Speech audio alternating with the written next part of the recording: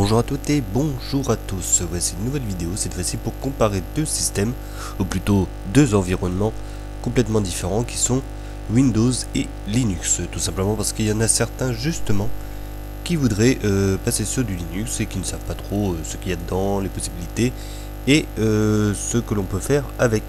Voilà, donc là c'est pas pour expliquer exactement ce que va faire Linux et ce qu'on fait avec Linux, mais les différences et les points en commun que l'on peut avoir entre Windows et Linux, tout simplement avec la version de Linux la plus connue quasiment, c'est la version Ubuntu de Linux. Alors c'est un bureau qui est assez spécial, c'est celui qui s'appelle XFCE, un petit peu modifié évidemment pour la vidéo, elle se représente un petit peu sous les effets de Windows 7 et Vista, tout simplement pour voir les différences entre les deux systèmes d'exploitation que l'on a là, ici et ici, donc la dernière version de Windows. Voilà. Alors pourquoi la dernière version? Parce que tout simplement qu'il y a des choses qui sont vraiment similaires avec justement Linux, et c'est ça ce que l'on va pouvoir voir entre les deux. Donc bon, on va éviter les petits gadgets qui sont un petit peu propriétaires comme les assistants vocaux, donc Cortana, Siri, tout le bazar, étant donné que Linux il n'y en a pas, donc comme ça au moins c'est réglé. Ça on va pas s'éterniser là-dessus. Ça c'est fait, et puis de toute façon comme je dis c'est vraiment gadget et c'est pas ce qui nous aidera à faire fonctionner notre PC. Alors déjà d'une partie on a notre Linux qui est devant nous, qui lui fonctionne avec une interface bureautique complète. Voilà, on n'a pas un effet de système tactile comme on a sur Windows 8 et sur Windows 10.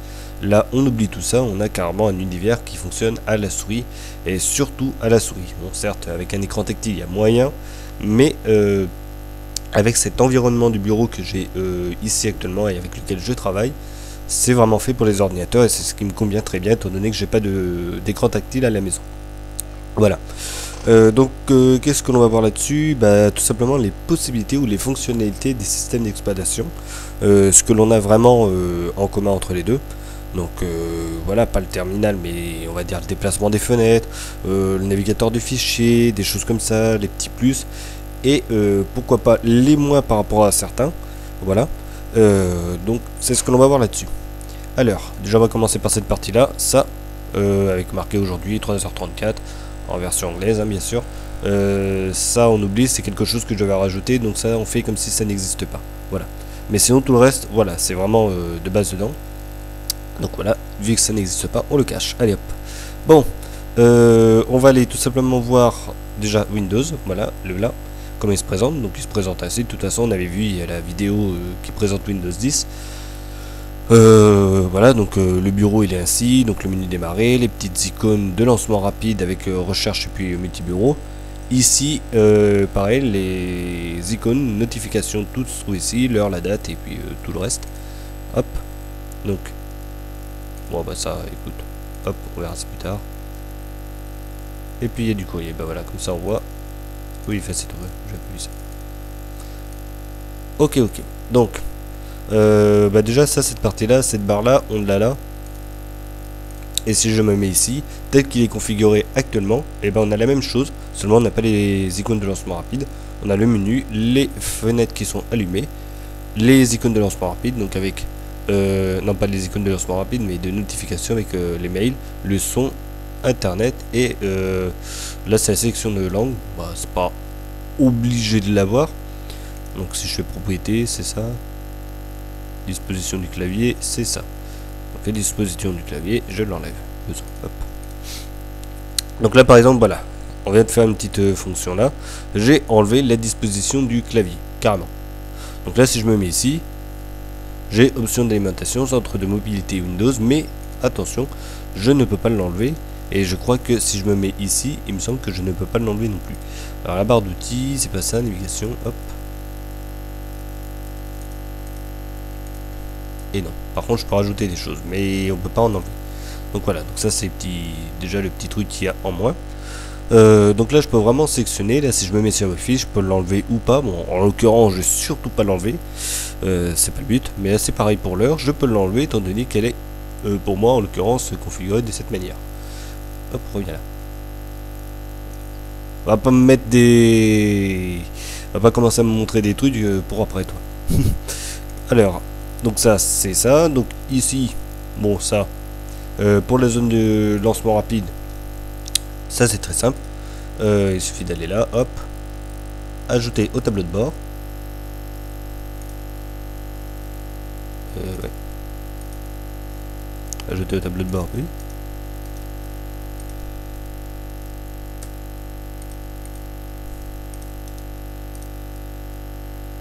Ou alors peut-être comme ça.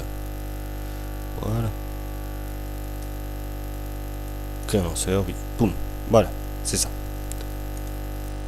Donc voilà. J'ai pas l'habitude de le faire, mais voilà. Là, on peut en mettre.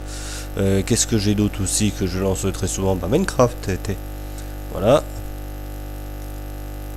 Créer un lanceur. Et qu'est-ce que l'on a d'autre aussi? Bah, la calculette. Comme ça, on sera sûr que voilà, je vais pas faire démarrer un Minecraft avec tout ce qu'il y a d'allumé. Voilà. Donc si je me mets là-dessus, hop, je clique sur calculette. Et la voilà qu'elle se lance. Donc ça, c'est pas mal. Pareil, si je me mets ici, hop, la calculette, elle se lance. Donc ça, c'est très simple. Et puis pour le coup, on se retrouve vraiment avec la même chose qu'ici. Voilà. Donc quelque chose qui est encore en similitude. Hein.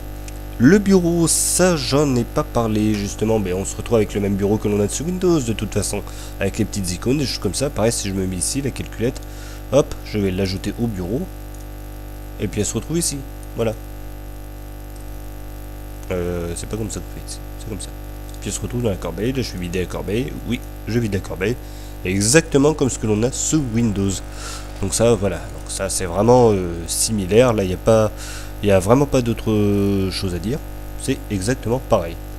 À part que l'on a en plus nos disques durs. Voilà. Donc là, c'est la deuxième partition du disque dur. Si je me mets dessus, voilà, il va me l'ouvrir. Là, c'est le système de fichiers. En l'occurrence, c'est le système... c'est comme si on était sur le système Windows, hein, système C.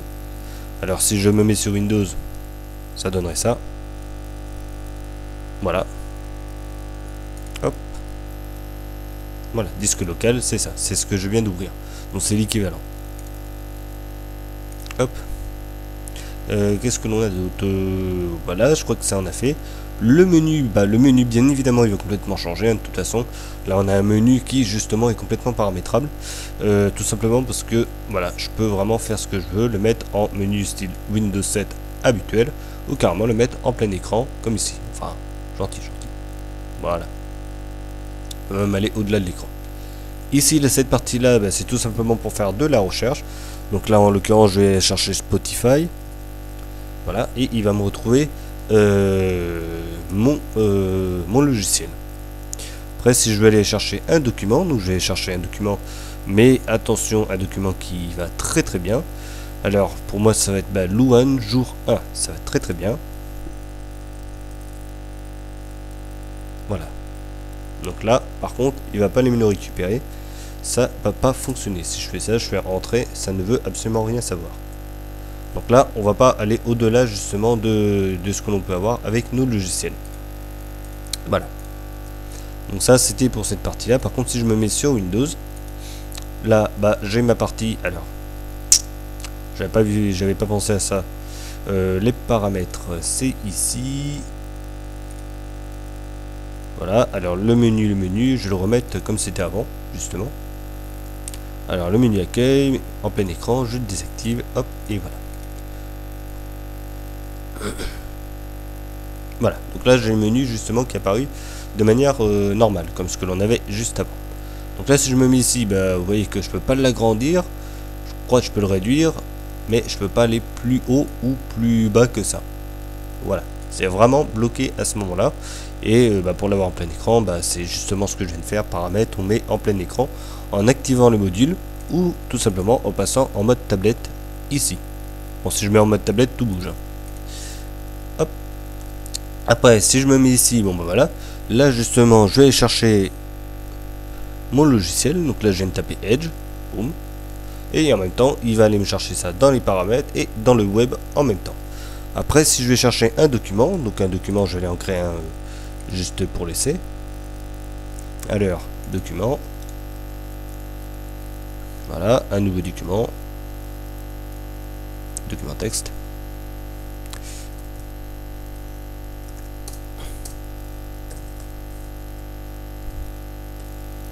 Alors, Voilà, donc là je viens de créer un document qui s'appelle test. Si je vais sur test, hop, discussion, ok, mais j'ai un test ici, hop, je l'allume et je me retrouve avec justement le document. Donc ça c'est le petit plus justement que l'on a par rapport à Ubuntu, qui lui il va pas aller me chercher plus loin que justement les logiciels, il va pas aller chercher les documents. Il faut aller sur le navigateur du fichier qui se trouve ici, aller faire une petite recherche, voilà, et puis aller chercher justement le fichier que je voudrais, Luan. Alors est-ce qu'il va me le faire? Bon, des fois ça marche pas, hein. Allez,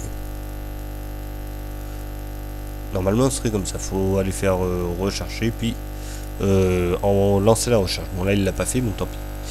Bref, hop, donc ça c'est le petit plus justement. On se met ici, on fait notre recherche, notre document, et puis on le retrouve justement dans la partie de recherche. Donc il n'y a pas que ça, hein. Ça peut marcher pour la musique et tous les documents que l'on a sur le disque dur. Alors après en multi-disque dur, je sais pas. Donc quand je dis ça, c'est quand on a deux disques durs branchés ou partitionnés en plusieurs partitions.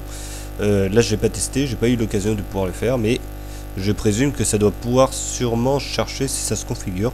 Là j'ai pas été chercher plus loin que ça pour le moment. Voilà. Donc ça c'était la partie du menu. Bon, à part ça, voilà, à part la recherche, on se retrouve avec un menu qui est un petit peu similaire, sauf qu'on n'a pas les modules internet que l'on avait jusque là. Là en l'occurrence ils sont ici pour moi, c'est moi qui me suis amusé justement à configurer tout ça, avec la météo et tout ce qui s'ensuit. Hop.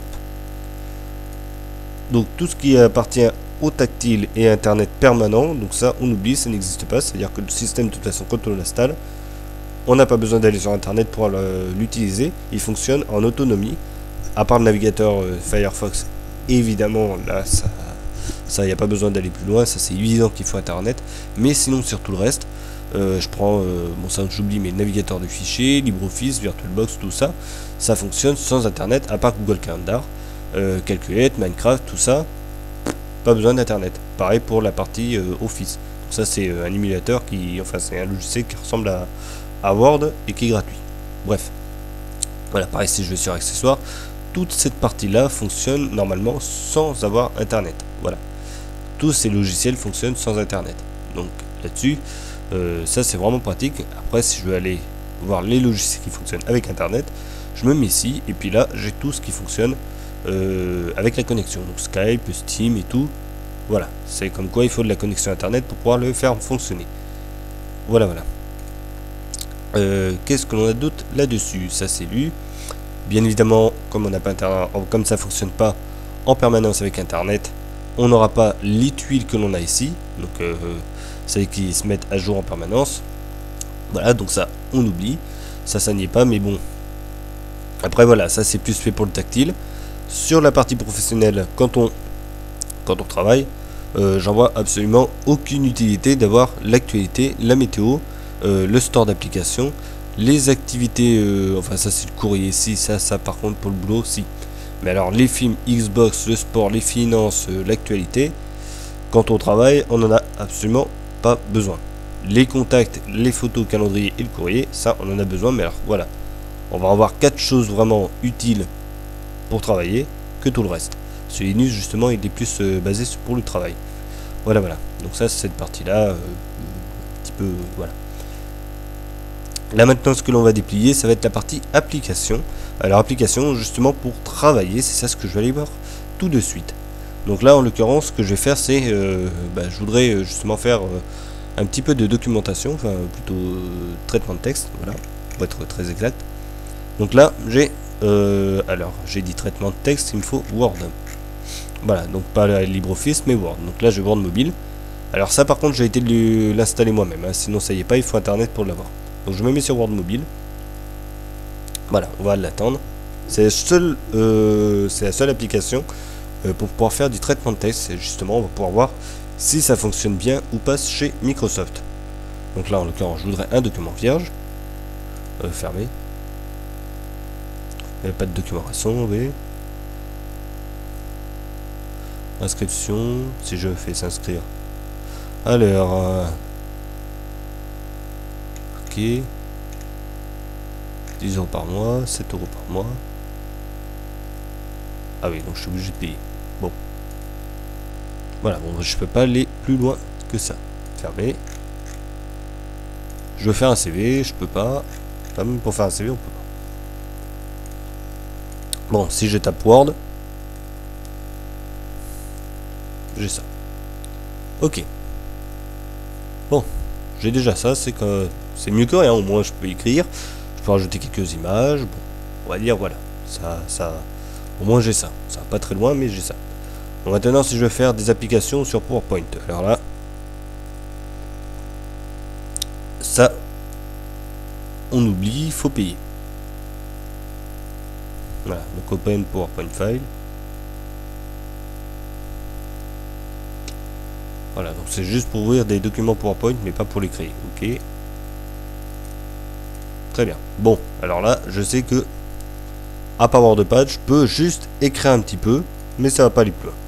Si je me mets ici, alors avec les trucs qui sont d'office en bureautique, alors là, bien évidemment, LibreOffice, je retourne sur justement cette partie-là. On va attendre qu'il charge. Alors c'est un tout petit peu plus long à charger quand même LibreOffice que Microsoft Office, mais j'ai une solution complète pour pouvoir justement faire un petit peu de traitement de texte, mais pas que ça justement. Voilà, si je retourne ici sur le menu, alors c'est bureautique, voilà. Et voilà, là c'est justement l'application type PowerPoint qui est totalement gratuite et qui était déjà installée de base dès que j'ai installé le système d'exploitation. Donc ça franchement, voilà, ça c'est pas mal. Après il y a bien évidemment des clones. Voilà, si je me mets ici sur celui-là, alors ça c'est clone même de Microsoft Office qui justement permet d'écrire. Pareil, c'est gratuit, j'ai été l'installer en plus. Bon, faut internet, c'est évident, mais bon, bref. Voilà. Alors je fais nouveau document. Voilà. Et là, je peux écrire. Il y a toujours un petit peu de pub sur celui-là, mais voilà. Voilà à quoi il ressemble. C'est exactement la même chose que ce que l'on a sur Windows 10. Alors sur WordPad. Voilà. Donc, bon, en moins complet celui-là. Mais si on regarde bien, voilà. On a la même chose. Tac. Voilà, donc ça c'est cette partie-là. Donc pour pouvoir écrire, ça c'est vu. Hop. On peut pas faire vraiment de documents enfin on peut pas vraiment travailler avec Microsoft quand c'est installé en dur comme ça. Qu'est-ce que l'on a d'autre pour travailler? Donc Edge, évidemment, ça c'est le navigateur internet, donc il est d'office installé, ça fonctionne, on va pas s'étendre là-dessus. Là je lance, hop, il se met directement. Sur l'autre, on a Mozilla, voilà, rien de, voilà, Mozilla ou Chrome suivant ce que l'on a installé. Donc on va pas s'étendre là-dessus, ça fonctionne. Toutes les applications, donc ça c'est la première.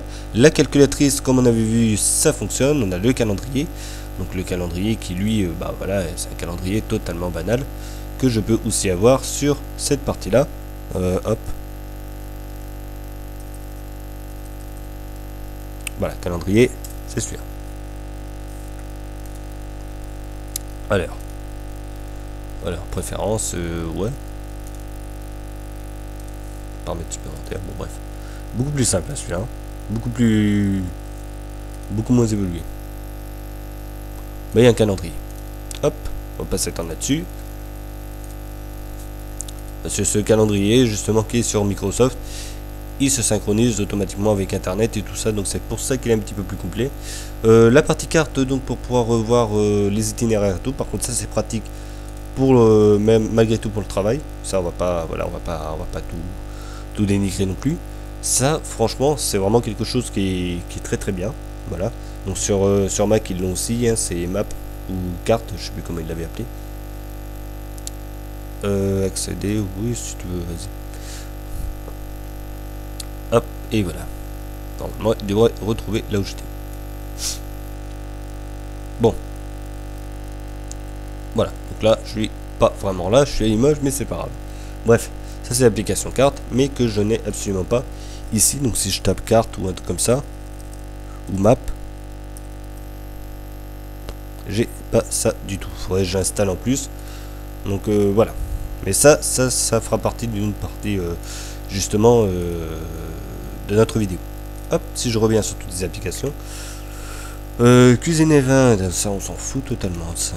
Alors, là j'ai l'application Facebook, ok, c'est cool, mais ça reviendra pour plus tard. Alors lui il change de couleur, on va savoir pourquoi. Il avait envie de changer de couleur. Ah si je sais, c'est les paramètres sur un autre PC qu'il a récupéré. Bref, Groove Music, donc ça c'est pour lire de la musique, donc ça aussi on l'a évidemment sur Linux, hein. Ça y a pas de souci. Les photos, donc ça c'est pour pouvoir visionner des photos, voilà, donc avec l'application qui va bien, voilà. Bon, on va le laisser se lancer. Donc là ici tout simplement pour voir des photos, hop, c'est pas ça, c'est infographie. Voilà, donc là j'ai cette partie là où tout simplement celui-là pour un peu plus de complexité. Voyez. Voilà, donc là on va pas importer quoi que ce soit. Voilà, donc là c'est tout simplement cette partie là, donc la photothèque, tout ça. Si je me mets ici, bon c'est la version comment ça s'appelle, en version tactile un peu, mais bon voilà, ça fait le taf aussi. La collection, les albums qui sont disponibles. Donc là il n'y a absolument aucune photo, ça c'est normal. Mais là si je me retrouve là, voilà, les événements et tout, et a été me récupérer les photos que j'avais prises auparavant. Donc là si je me mets là, hop, les photos sont ici, je clique et voilà. Donc ça c'était l'image avant qu'il pleuve. Mais bon bref, là si je fais ça, hop, voilà, là j'ai la partie pour améliorer, hop, là j'améliore la photo, pareil je peux ajuster les couleurs et tout, hop, reviens là avec quelque chose qui est quand même bien sympathique. Et ça justement je peux l'avoir aussi sur Windows, c'est ici. Donc là en l'occurrence pour une photo, mais bon on peut l'éditer et tout. Donc pour ceux qui ont Windows 10, normalement ils ont dû le voir, ça n'est pas de souci. Là je peux avoir les paramètres, hop.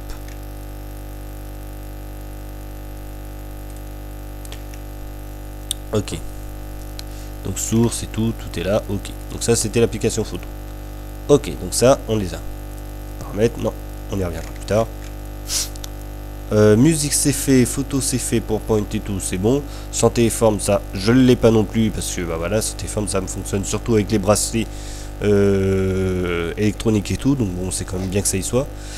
Pour fonctionner avec les appareils justement externes, donc les appareils connectés. Le scanner, système Windows, bon après on va s'arrêter à là. Après bah voilà, on a le module Xbox pour pouvoir voir un petit peu les actualités de la Xbox. Mais bon. Deuxième partie, là justement le Windows Store que l'on va voir ici. Donc moi ce que je vais faire, c'est ça déjà, je vais l'éteindre. Ça je vais le baisser pour après. Et là je vais justement aller dans le store d'applications d'Ubuntu. Voilà. On va le laisser se lancer.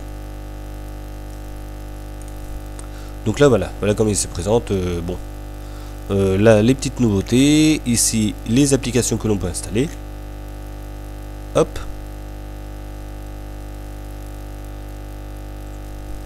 Et là justement on va attendre qu'il lance la bibliothèque d'Ubuntu. Là on voit qu'on a Windows 10 un peu derrière. Donc là j'ai Facebook, donc là il est déjà installé. Bon, justement c'est tant mieux, je vais prendre Facebook, ça va nous servir de test. Il a été installé, donc la petite application qui est sympathique, qui va bien avec. Et là justement maintenant qu'il est là, nos applications en vedette, boum, c'est ce qui fonctionne avec justement Ubuntu mais la version du bureau. Il n'y a que ça de toute façon. Voilà, on va essayer tout, ça y est. Là je vais taper Facebook. Ok. Donc qu'est-ce qu'on en a? Facebook Messenger, ok. Donc ça c'est pour fonctionner avec une autre version. Bon, on n'a pas grand chose hein, sur Facebook. Ok. Bon, maintenant on va passer sur les applications plus de bureau. Donc là en l'occurrence, bah voilà, on a LibreOffice. Voilà. Donc, je vais pas le bouger parce qu'il est déjà installé.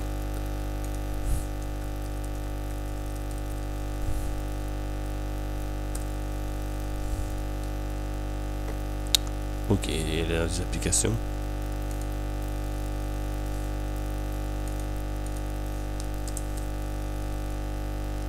Ok, bah, déjà il trouve même pas les trucs qui sont gratuits. GIMP, pour faire un petit peu de traitement d'image, parce que ça manque ça ici. Un truc qui est bien sympathique. Rechercher. Voilà. Donc, application. J'ai uniquement le tutoriel pour GIMP. Bon, ok. Donc là, mais évidemment, si je me mets sur GIMP, hop. Voilà, je peux le prendre. Donc là, je vois que j'ai Paint aussi disponible. Donc là, j'ai tapé Paint.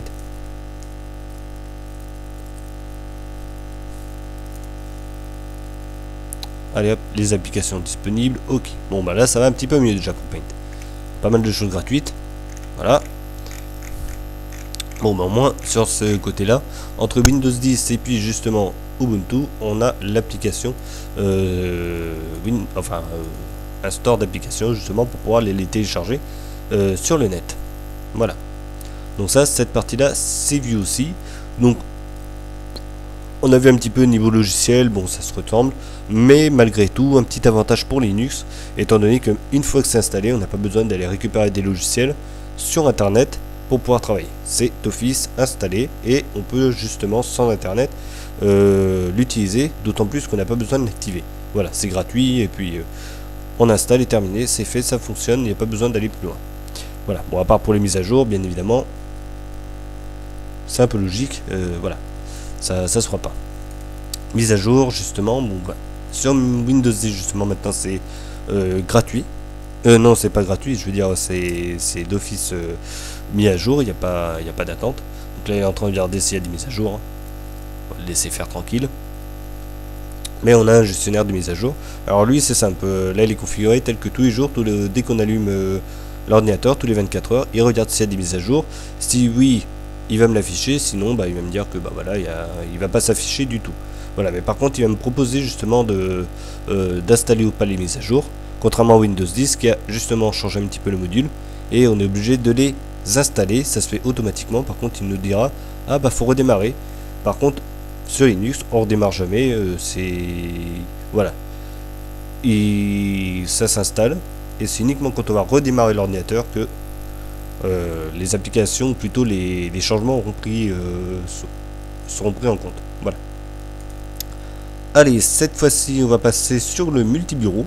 Donc le multibureau et le multifenetrage. Donc là, je vais allumer ça. Allez, tac, 1, 2, 3. Il en manque un. Voilà. Bon, bah d'accord, 5, c'est pas grave. Ok, donc là, j'ai 5 fenêtres. C'est cool. 4 fenêtres. Donc si je me mets ici, hop, j'ai la possibilité de voir toutes mes fenêtres de cette manière-là. Donc ça, justement, c'est des petites fonctionnalités sympathiques. Zut. Et si je fais ça, hop, je fais un nouveau bureau, de manière à ce que, justement, quand je reviens là-dessus, hop, cette partie-là, je la déplace sur un autre bureau. Ouf. Et puis là, si je me mets ici, bah, j'ai justement la possibilité d'avoir mes fenêtres dans différents bureaux. Tac. Voilà. Donc ça, cette partie-là, et ben on l'a tout simplement aussi sur Linux. Donc cette partie-là, ce truc qui permet d'enregistrer. Si je me mets ici, normalement, il devrait me... Voilà, il me propose de le déplacer ailleurs. Voilà, sur un autre espace de travail. Donc c'est le bureau, le 1, le 2, le 3 ou le 4. Donc là, je le déplace, hop, sur un autre bureau. Et il y est. Donc là, c'est pour ça qu'on ne voit plus. Si je me mets ici, hop, bah, je suis parti sur un autre bureau, normalement. Voilà. Et là, en effet, c'est bien le bureau numéro 2 qui est sélectionné. Si je me mets ici, hop, je suis reparti sur le numéro 1. Donc ça, je l'ai mis ici justement parce que bon, je m'en sers jamais de multibureau, mais c'est pour le montrer. Voilà. Après, voilà. Donc, si je me mets sur Windows 10, voilà. C'est lequel qui est sur le bureau? Ouais.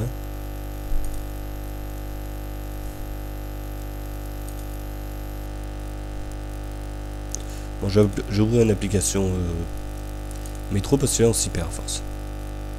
Voilà. Là c'est très bien. Donc le courrier justement, allez hop, déplacer vers le bureau 2 et ça c'est fait. Donc là c'est bon. Là notre application pour le calendrier et il a basculé ici. Et là, on y est. Donc, ça, je le quitte. Ah, par contre, j'avais pas vu ça. On peut pas basculer. On est obligé de venir ici pour pouvoir basculer sur l'autre bureau. Ok.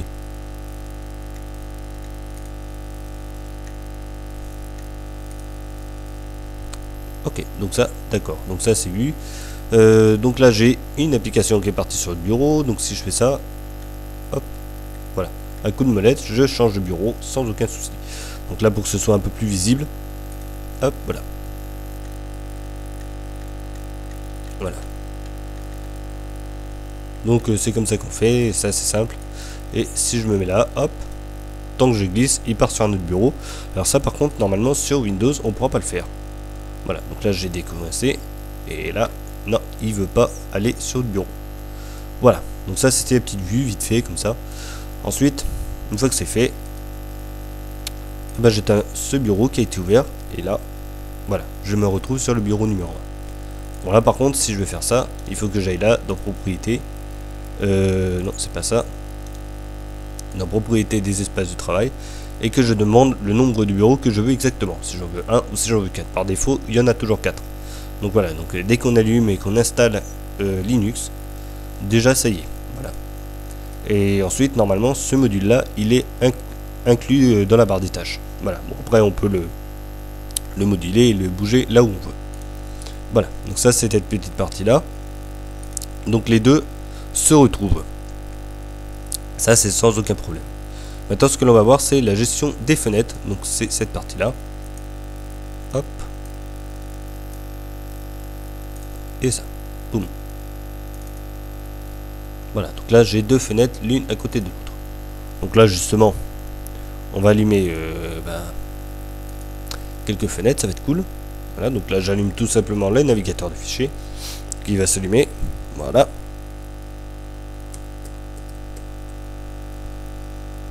Voilà, donc j'ai ouvert quelques navigateurs. Hop, j'en mets un là.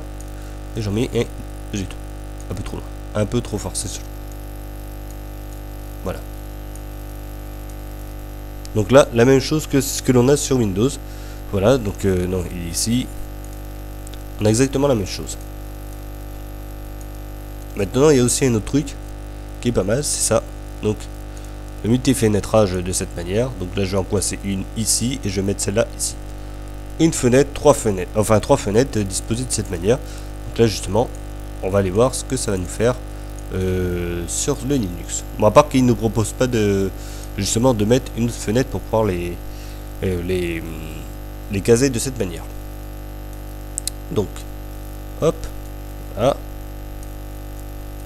Et voilà, donc là j'ai 4 fenêtres carrément de positionner. Donc maintenant on va aller sur Windows et on va compléter notre affaire. Et voilà, et là on a exactement la même chose, les 4 fenêtres qui sont positionnées de la même manière. Donc voilà, sur Windows et sur Linux, on a exactement la même fonctionnalité. C'est exactement la même manière de faire, seulement un tout petit point moins intuitif sur du Linux, étant donné qu'il ne propose pas de mettre telle ou telle fenêtre à l'emplacement prévu qui est vide. Voilà. Mais à part ça, on a exactement la même chose. Ça je quitte, et ça aussi. Pareil pour cette partie-là, bah, je peux la mettre en plein écran exactement comme ce que l'on a sur notre petit Linux. Hop, voilà, exactement pareil. Et voilà, ça en fait des fichiers. Bon, voilà, ça c'est vu. Bon, que dire d'autre? Et ben on va passer maintenant au module tactile, hein, parce que ce que je disais tout à l'heure, quand on se met sur le menu démarrer, on a quand même des carrés exprès pour le tactile, tout est quand même prévu pour. Donc c'est ce qu'on va aller voir justement sur les autres modules, enfin les autres bureaux. Donc on a le bureau Unity, donc, qui permet justement d'avoir un menu un petit peu comme pour le tactile, donc avec ici que des carrés. Voilà, ça sert vraiment, ça c'est vraiment pratique pour le tactile, mais ça fonctionne tout aussi bien pour la souris, il n'y a absolument aucun souci, tout comme ce qu'a fait Windows 10 avec une meilleure optimisation, on va dire PC et souris. Voilà. Donc après, si je me mets ici, la même chose, mais avec justement la fenêtre. Voilà, les fenêtres, bon, il y a un thème dessus, mais bon, peu importe, ça se présente ainsi. Arrête de bouger, toi. Voilà. Normalement, ça devrait fonctionner aussi tout aussi bien pour le tactile. Voilà, donc là, comme je disais, hop, les grosses icônes ici. Là, c'est un peu plus petit, mais normalement, il y aurait moyen quand même de cliquer sans aucun souci. Et voilà, voilà. Donc c'est pour cette partie-là. Qu'est-ce qu'on peut dire d'autre là-dessus? Ben, je crois que voilà, sur ce bureau-là, il n'y a pas de grand chose à dire. Donc là, on voit vraiment que le menu, bon, il est exactement, enfin, il est en plein écran. Il y a des grosses icônes et tout. On peut cliquer très facilement dessus.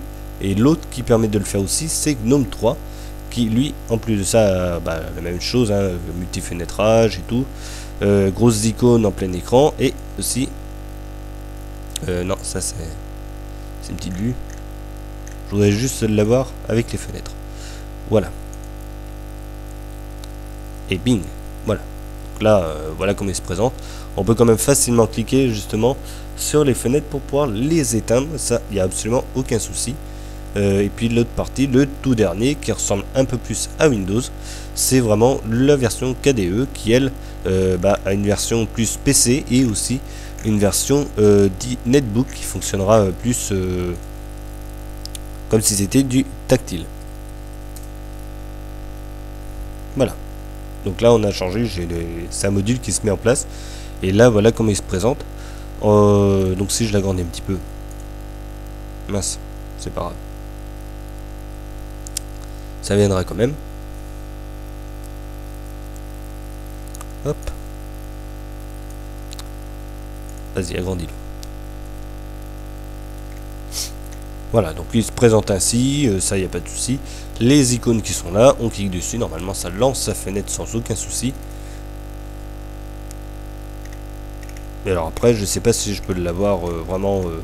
Alors là, on a des gros gadgets et tout, exactement comme ce que l'on a sur Windows 7. Hein. Voilà. Netbook, mais je vois pas trop parce que j'ai jamais utilisé de toute façon cette version là. Ah voilà, pas mal ça. Je passe sa version netbook, mais bon. Mais ça c'est, on va dire, c'est KDE justement qui lui fait un bon compromis entre justement comme Windows 10 se fait, le tactile et aussi la version PC. Donc là, si je me mets sur une version totalement basique de cette version là du KDE, donc je vais allumer ça. Voilà, voilà comment il se présente le bureau et tout. Bon là ça a été un peu grossi la barre des tâches, mais bon, on voit quand même qu'il y a facilement la possibilité de le gérer au tactile. Voilà, ça c'est sans aucun souci. Là je l'ai mis en 1080p. Hop, voilà, tout est gros, tout est bien pensé. Voilà, donc c'est pour cette partie là. Alors là, la version que j'ai, c'est vraiment XFCE, c'est autre chose, mais ça permet, enfin c'est plus fait pour les ordinateurs non tactiles et tout, avec une bonne souris et tout. Voilà. Mais bon. Ça, c'est vu pour cette partie-là. Je crois qu'après, on a fait le tour à peu près des fonctionnalités. Donc comme j'ai dit, les petites fonctionnalités supplémentaires. Ah, il y en a une autre que j'avais pas dit.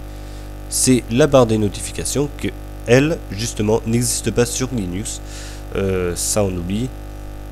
Voilà, sur KDE, je crois qu'elle y est, mais d'une autre manière.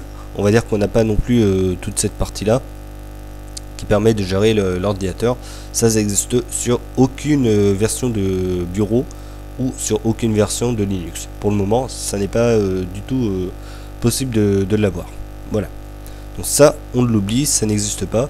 Il y a des similitudes, on va dire, entre guillemets, sur KDE. Mais bon, on va pas en arriver jusque là. Mais c'est vraiment propre à Mac et à Windows maintenant, ce genre de module.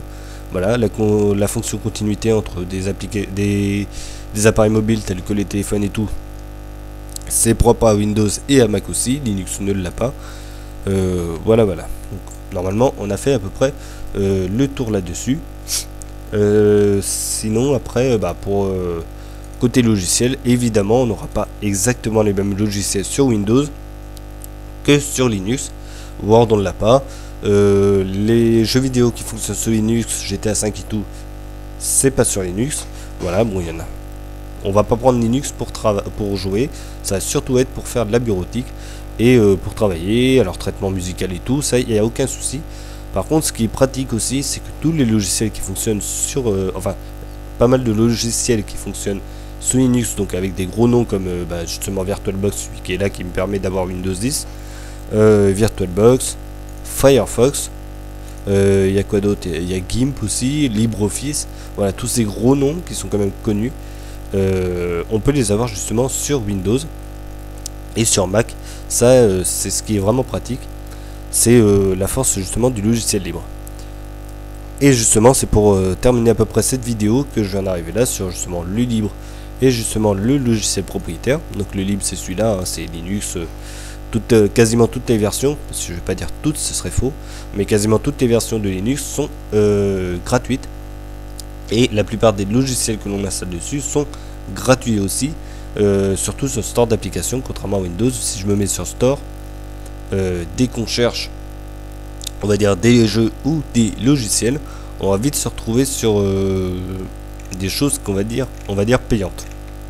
Voilà, un top des jeux gratuits, bon bien évidemment, là il faut exprès justement de mettre les trucs un petit peu plus, voilà. Donc si je mets Word, voilà.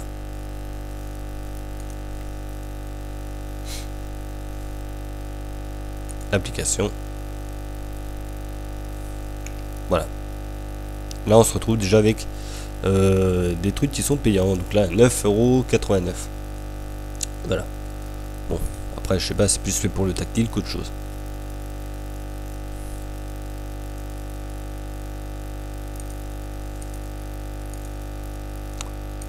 Voilà, c'est pour cette partie là. Par contre, si on se met ici, et ben pour avoir des trucs payants, à part plus des livres pour expliquer comment fonctionne Linux, des choses comme ça, ça va être un peu plus compliqué de trouver des choses payantes. Voilà, donc là je me suis mis sur la partie justement bureautique. Et là je descends. Il y a des trucs bizarres quand même dans les icônes ici.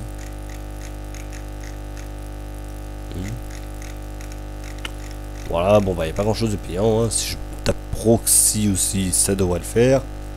Ah oui, tous les logiciels c'est mieux. Boum, et voilà. Qu'est-ce qu'on peut avoir? Serveur mandataire, plus infos. Voilà. En plus il y a des notes, hein. Celui-là apparemment c'est pas un bon truc. Bref, peu importe. Mais voilà, c'est gratuit. Installé et puis c'est parti. Voilà, donc ça là-dessus, c'est vraiment pratique. Tout ce que l'on a ici, c'est du gratuit quasiment. Faut vraiment aller chercher.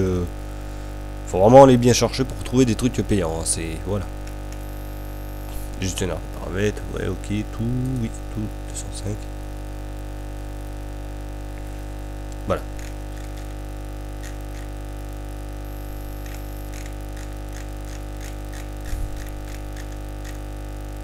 Parfait. Voilà, on a même des antivirus, mais de toute façon c'est gratuit, c'est pareil. Voilà. Voilà. Donc ça, c'est à peu près ce que l'on peut dire là-dessus. Ça, je vais l'arrêter. On a fait le tour. Windows, c'est bon.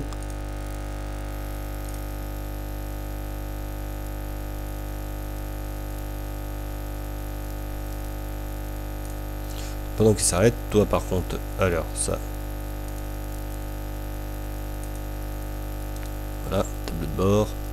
J'ai aussi oublié de préciser une chose, c'est que franchement, Linux, ce qui est bien, c'est qu'il est vraiment personnalisable à souhait. C'est-à-dire que sur Windows, il nous sera complètement impossible, et j'ai bien dit impossible, de rajouter une barre des tâches comme ça, comme ce que j'ai mis là-haut. Ça, c'est totalement impossible. Alors là, on peut toujours essayer. Ça, on ne trouvera pas. Voilà.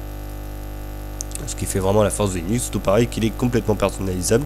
Donc, comme ici, on a quand même un thème, le thème Windows dedans. À part pour les icônes, mais sinon tout le reste, c'est bon. Voilà. Donc, pour finir, on va dire, pour conclure et pour faire un gros bilan de cette vidéo, c'est quand même assez long cette vidéo, mais au moins on a vu un petit peu les plus et les moins, plutôt la comparaison entre les deux systèmes. On a Windows d'un côté, très bien fini, avec pas mal de fonctionnalités, beaucoup de choses très sympathiques. Gros point faible, c'est justement, on n'a pas, voire des tout, ce qui fait la force quand même de Microsoft, de gratuit, comme ce que l'on a sur Linux ou sur Mac. Voilà, ça c'est le plus gros point faible qu'on peut avoir avec Windows, on l'installe, c'est cool. Maintenant, c'est gratuit en plus, c'est mis à jour. Mais il faut absolument qu'on ait Internet pour aller chercher des applications de bureautique. LibreOffice, OpenOffice, d'autres, ou tout simplement acheter Microsoft Office pour pouvoir l'installer et l'utiliser. Voilà, donc ça c'est le gros point faible pour le moment de Windows, sachant que maintenant il est arrivé à un point de maturité très correct. Il est très léger, ça se voyait pas en machine virtuelle, mais il est très léger, très rapide. Actuellement, entre un Linux et puis un Windows, les deux sont quand même très rapides, fonctionnent sur des petites configs entre guillemets, parce qu'ils nous donnent quand même, ou plutôt ils nous font acheter quand même des PC avec des très faibles configs à l'heure actuelle. Ça fonctionne très bien, c'est toujours fluide. Linux, j'ai pas besoin de grosses configs non plus pour le faire tourner, donc là je vais éteindre Internet juste pour montrer. Donc le temps que ça se fasse, voilà, là il réduit, là on est déjà à moins d'1 giga de RAM, voilà. Franchement, c'est quand même très correct. Le processeur est travaillé, c'est normal, je suis en train d'enregistrer, ça c'est logique, c'est ce qu'il me met. Mais autrement, au niveau de la RAM, chaque fois que j'utilise le Linux, je suis à 500 mégas. Après, ça augmente obligatoirement une fois que je lance le navigateur et tout, mais ça consomme pas énormément. Windows, il faut toujours quand même son giga de RAM obligatoire, surtout que c'est du 64 bits, tout comme mon Linux. Donc, ce qui est pratique, c'est que sur Linux, on peut l'installer sur de petites machines avec une faible config. Donc, comme ce qui nous sort quand même actuellement, comme les processeurs M de chez Intel. Donc, pour ceux qui suivent un petit peu l'actualité, c'est des processeurs qui fonctionnent avec 1 GHz au niveau de la fréquence. Ce que les faisait en 2000, on va dire 2000-2001, ils sortaient quand même des processeurs double cœur avec 1 GHz par cœur. Voilà, donc c'est ce qui ressort actuellement en 4 cœurs. Voilà, donc on va dire que c'est pas énorme, mais il faut savoir que ces mêmes fréquences, peut-être qu'il y a un peu moins de cache au niveau du processeur, on les a dans les téléphones, tout comme le mien, c'est un Android, 4 fois 1,2 GHz par cœur. Voilà.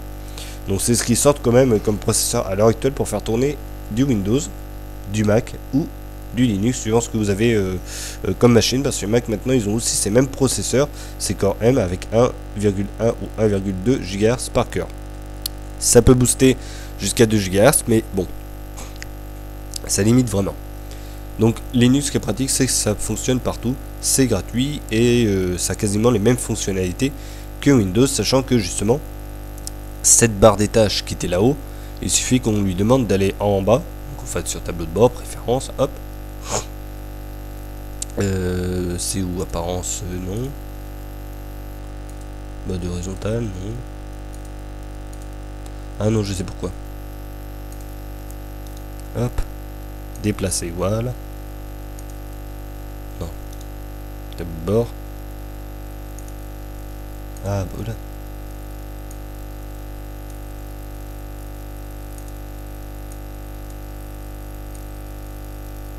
Et là, hop, fait ce que l'on veut. Voilà, donc c'est les... Voilà, c'est vrai que j'ai pas l'habitude de le faire. Hop, voilà, donc on peut le mettre en haut, en bas, parce que d'origine il est là-haut. Dans cette configuration là, exactement, sauf qu'on n'a pas les petites icônes. Bon, ça c'est moi qui l'avais ajouté. Hop, voilà.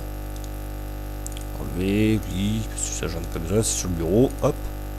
Et voilà. Le menu démarrer comme ce que l'on a sur Windows aussi. Hop, voilà, c'est la même chose. On n'a pas les carrés, mais bon, ça c'est pas grave. Sinon ça marche aussi. On a aussi une configuration, enfin on a la possibilité d'installer des logiciels Windows grâce à cet émulateur. Juste une chose à préciser quand même, c'est pas super fiable, ça a pas mal de bugs quand même. Mais au moins ça a le mérite d'exister. Mais sinon voilà, ça fonctionne un peu. Le fonctionnement est à peu près similaire. Voilà. Donc je crois que j'ai fait le tour pour cette vidéo. C'était un peu une vue entre le Linux, voilà, d'un côté, et le Windows de l'autre. À peu près avec les mêmes configs, la même interface entre guillemets. C'est similaire. Les fonctionnalités sont toutes là. Très peu sont absentes. J'avais pas dit aussi, mais ce que l'on n'a pas sur Windows, c'est le navigateur avec des onglets. Voilà. Mais ça, nous l'ont pas sur Windows, mais on l'a aussi sur le Linux. Donc ça, c'est vraiment un point fort. Voilà. Toutes les versions de Linux sont compatibles multi-onglets. Voilà. Donc faut le dire. pour les navigateurs de fichiers. Voilà. Et pour le dernier mot, le seul petit truc justement du Linux qui fait un peu défaut, parce qu'il faut quand même lui en trouver un, c'est que suivant les versions, ce sera quand même plus difficile à utiliser que d'autres versions de Linux si on n'est pas un petit peu initié ou si on n'est pas trop débrouillard en informatique. Voilà, c'est le truc qui va pêcher, mais bon, faut pas non plus chercher le mouton à 5 pattes. C'est quand même pas mal, c'est gratuit, et de l'autre côté, Windows, c'est un logiciel propriétaire. Voilà, donc à vous de faire le choix, soit Windows, soit Linux, soit les deux en même temps, parce que c'est totalement possible, ou soit mettre Linux et mettre Windows en machine virtuelle, comme moi j'ai fait, ou Windows en machine virtuelle, le Linux. Chacun son choix. Voilà, voilà. Et au moins, vous avez des vidéos avec les différentes fonctionnalités entre les deux, quasi similaires. Voilà, voilà. Allez, on se retrouvera pour une prochaine vidéo. En attendant, portez-vous bien et à bientôt.